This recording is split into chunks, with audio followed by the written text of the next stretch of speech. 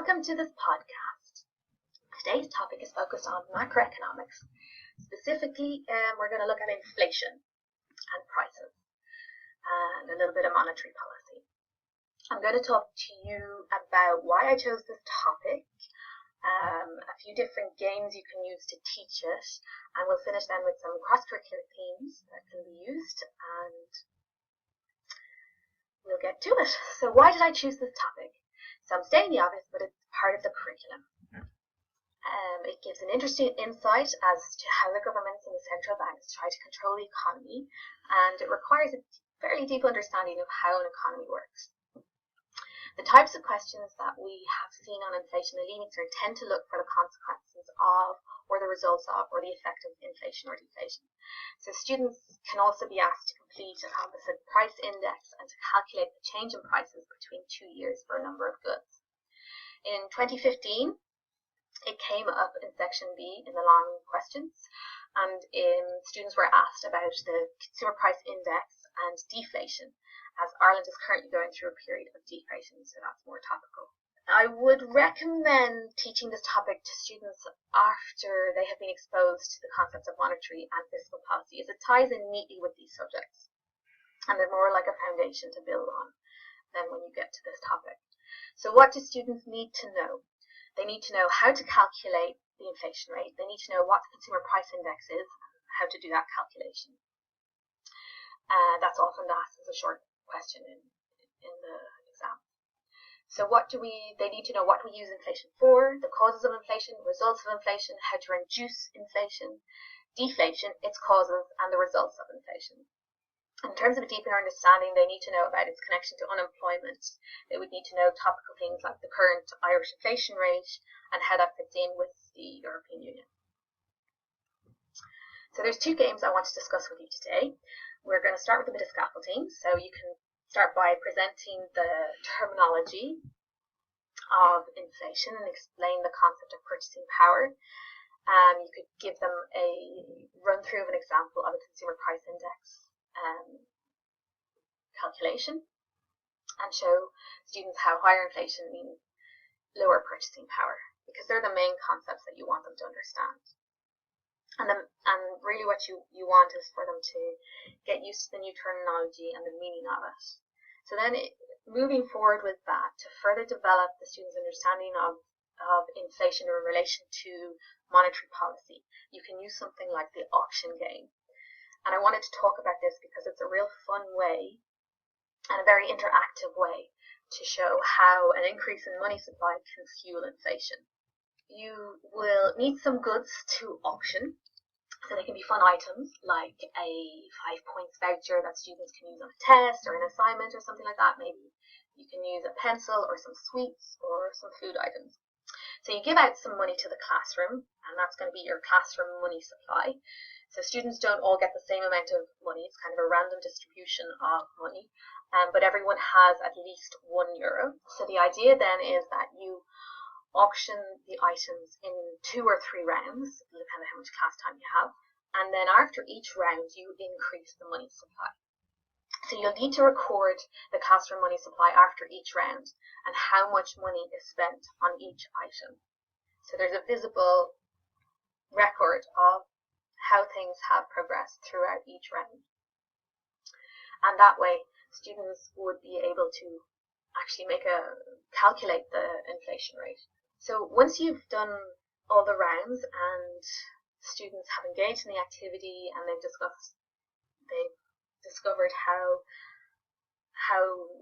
what the results have been, you can build a discussion with them about it. And really what you're trying to do is you want to build their awareness of how a simple increase in money supply has a big effect on the prices of each good that was sold at auction.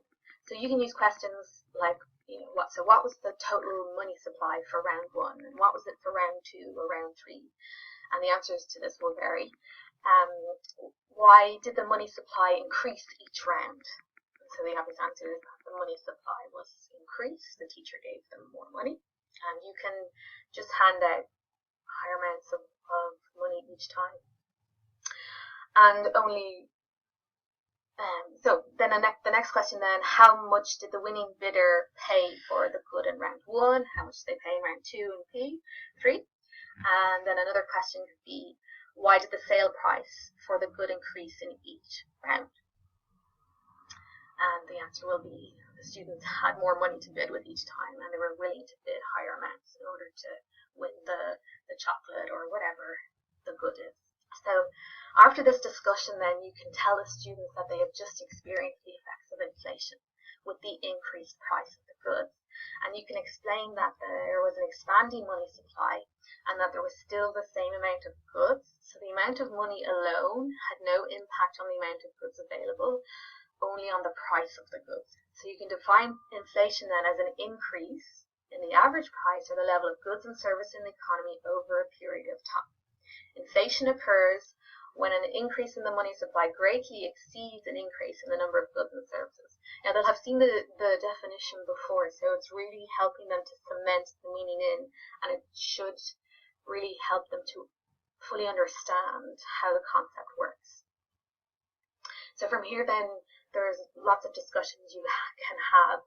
You can further discuss monetary policy. You would have to discuss in relation to the European Central Bank, and how you can relate it back then to Ireland, because we don't have our own monetary policy. We handed that over to the European Central Bank. You could discuss fiscal policy, what you can do within fiscal policy to reduce or look after your inflation rate or raise it if you're in a period of deflation. It's ripe for discussion, and that's what you want. You want to engage them, you want to keep them active and wondering. You want the wonder there, so you can work with that then. Another game that I also discovered that would be, it would develop further this idea. And what's good about it is it gets the students to apply what they've learned, because it's a game. Now you'll need ICT for this, or to use a computer lab. So each student logs onto this game online, and it's called Chair the Fed game. So the Fed refers to the American version of the European Central Bank, which isn't ideal, but at the same time, the students are getting exposed to what the names of these bodies are in different countries, and there's no harm in that. So the game is that students have to chair the Fed for 4 years. They have to set the monetary policy by adjusting the fund rates to keep inflation low and to achieve full employment. And if they do a good job, they will be re-elected for another term. So the game allows the students to change the funds rate, and then they implement the change, and they get to see what happens to the inflation rate and what happens to the unemployment rate based on the action they just took.